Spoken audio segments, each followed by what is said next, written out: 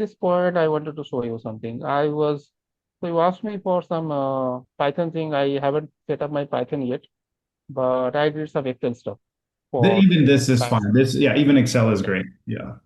yeah. So let me explain the data. So I have this X and Y. This is my main data. And I have done some scatter plot of those points, X and Y values. And I have generated them using this formula, Y equals. So I had to choose some true model to generate the data from. And this is a formula I chose, Y equals mx plus c plus some eta parameter times sine of kx. This is to introduce the non-linearity term. And then some sigma times normal 0, 1. This is the noise part. Okay. So we have a basic linear model, Y equals mx plus c plus some non-linear plus some noise. Okay. Okay. So first, let's put the nonlinear part to 0. So eta is a coefficient, and I can play around here. What are the law?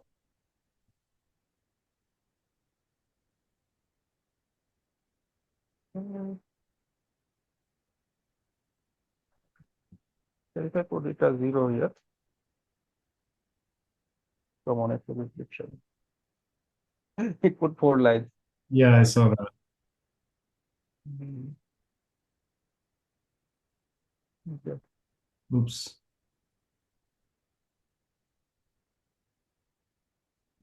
We not someone to this is polynomial order 5.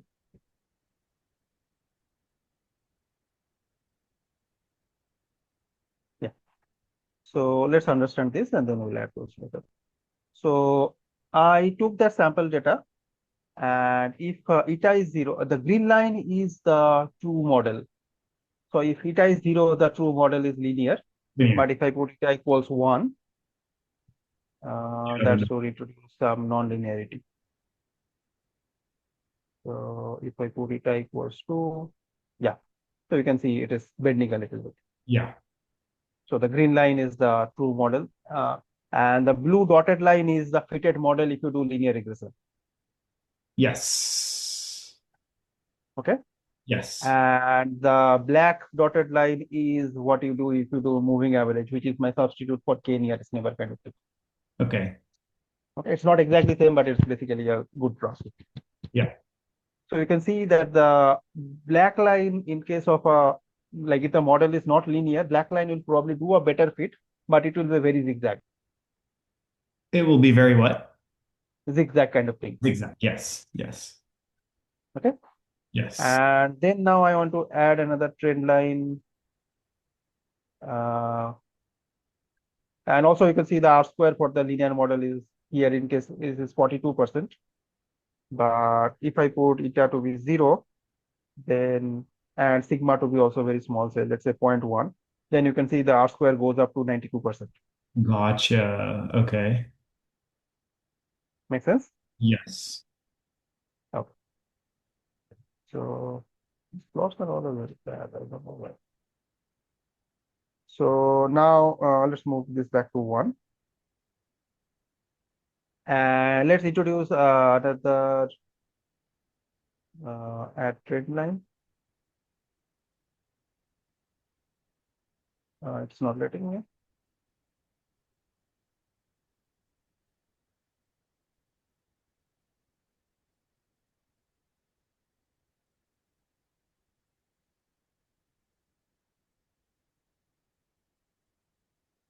Oh, I think because I'm in Zoom, some things are not working properly. Oh, I'm doing this while being in Zoom. Okay, sorry about that. it's okay. Uh, This is already helpful. yes. Yeah, yeah. Let me quickly stop share for a second and then I'll share again.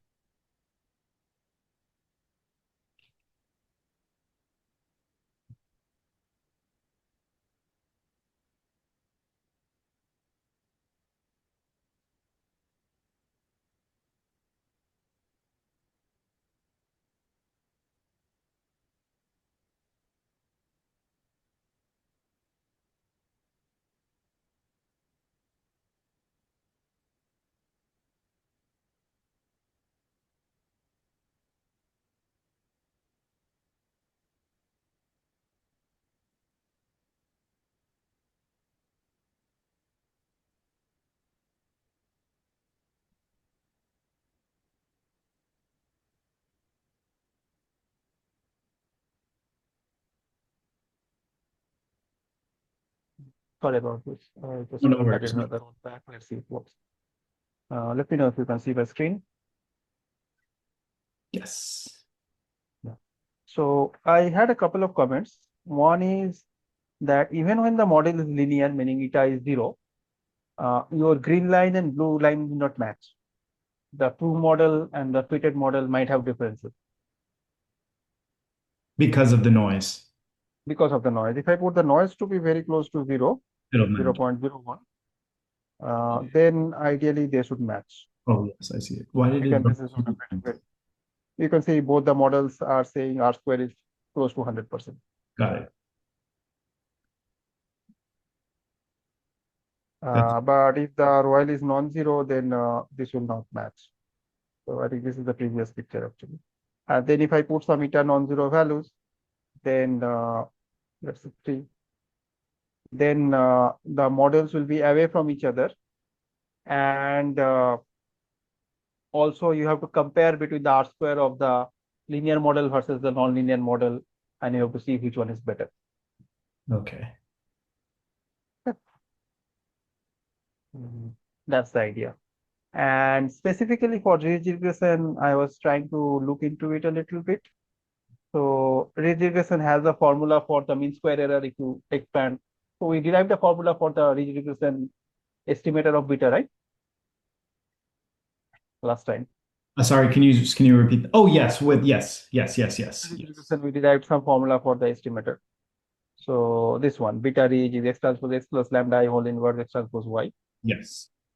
So using this, if you calculate, you can calculate the variance and the bias terms, and then calculate the MAC based on that. So, and then what I did was I took different values of the lambda parameter and plotted the MAC. So I Nice. think Yes, that's what I wanted better to. to look at the bottom plot.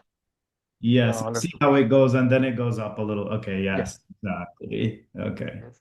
Now, if you use lambda really high, then basically your model will not do anything. It will be like all the coefficients will close to zero, versus lambda zero will be like a true linear model.